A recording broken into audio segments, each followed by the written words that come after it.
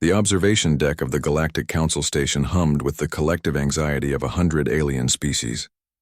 Elsa Martinez stood at the reinforced viewport, her reflection ghostly against the backdrop of dying stars. Behind her, the council chamber descended into chaos.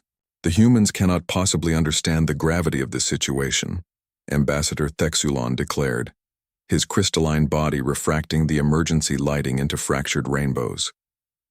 Their species has barely mastered fusion technology. The void swarm has consumed civilizations far more advanced. Elsa turned slowly, her expression unreadable. She had heard variations of this speech for the past 3 hours.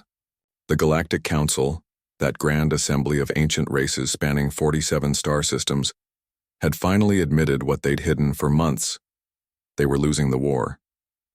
The void swarm, a hive mind of silicon-based organisms that fed on electromagnetic radiation, had emerged from the galactic core 6 months ago.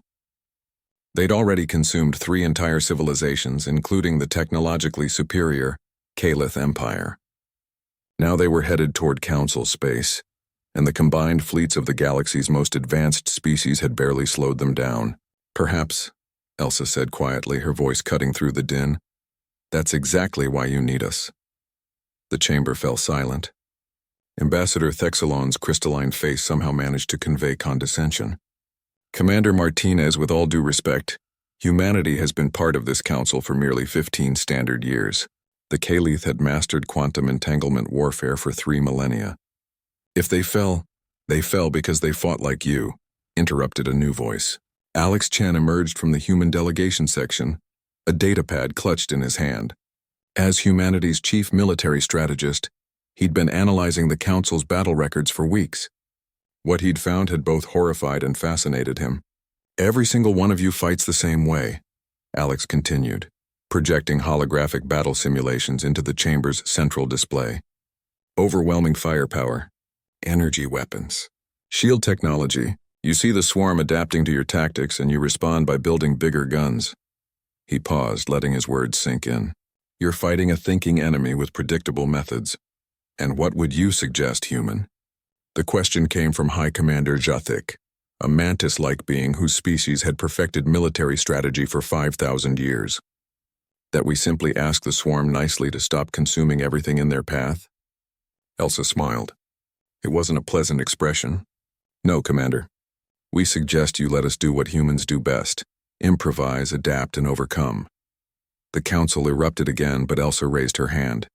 The gesture was so fundamentally human, so unexpected in this chamber of advanced beings, that curiosity silenced the assembly.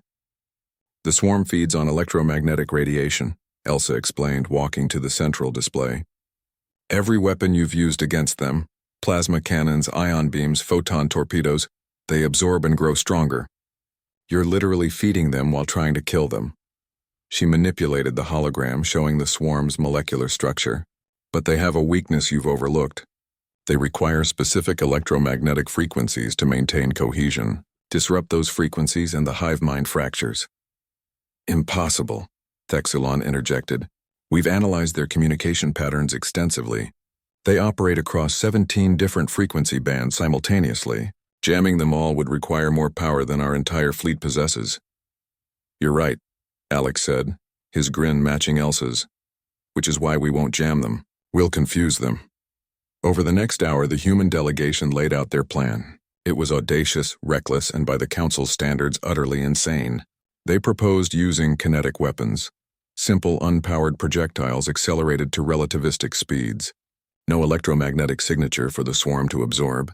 Coupled with a coordinated deployment of analog communication systems and chemical-based propulsion, they would effectively blind the enemy to human fleet movements. But the masterstroke was the Trojan Protocol. Small shielded drones carrying crystallized samples of specific minerals from Earth, materials the swarm had never encountered. These minerals emitted frequencies that wouldn't harm the swarm, but would create interference patterns in their communication network, like static on a radio. This is madness, High Commander Galactic stated flatly. Kinetic weapons? Chemical rockets? You're proposing we fight with technology from your dark ages. Actually, Elsa corrected, we're proposing we fight with technology they can't adapt to because it doesn't use the same principles as everything else in this galaxy. She leaned forward. You've all been so busy advancing your technology in one direction, energy-based systems, quantum mechanics, antimatter reactions, that you've forgotten the effectiveness of simple physics. The vote was close. Many council members considered the human plan beneath their dignity. But desperation has a way of making even the proudest species humble. With the swarm only weeks away from Council Prime, they authorized the human strategy. The Battle of the Nexus Point would be studied in military academies for generations. Human ships looking comically primitive next to their sleek alien counterparts, struck with devastating effectiveness.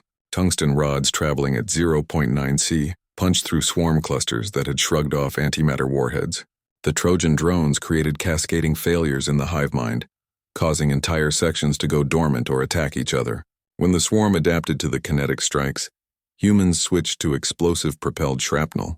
When they evolved past that, Elsa ordered the deployment of electromagnetic pulse weapons, not to damage the swarm, but to create false signals that led them into kill zones.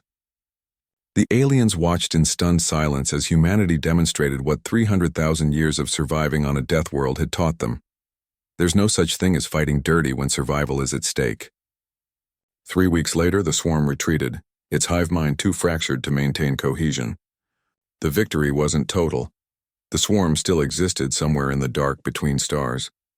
But humanity had proven what the Council had failed to understand. How did you know it would work?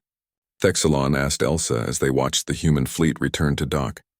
Elsa thought of Earth's history, of wars fought with sticks and stones, of species that survived ice ages and supervolcanoes, of a race that turned every obstacle into an opportunity. Because, she said simply, when you've spent your entire existence as the underdog, you learn that the best weapon isn't the most advanced one. It's the one your enemy never sees coming. Ambassador Thexelon's crystalline body pulsed with what might have been understanding. The Council owes humanity a debt. No, Alex said, joining them at the viewport. The Council owes itself a lesson. Never underestimate ingenuity. Never assume there's only one way to solve a problem. And never ever ignore the species that learned to thrive by being unpredictable. As the human ships disappeared into their docking bays, the Galactic Council began the difficult process of rethinking 10,000 years of military doctrine. Their biggest mistake hadn't been ignoring human ingenuity. It had been forgetting that sometimes the newest voice in the room has the most important thing to say.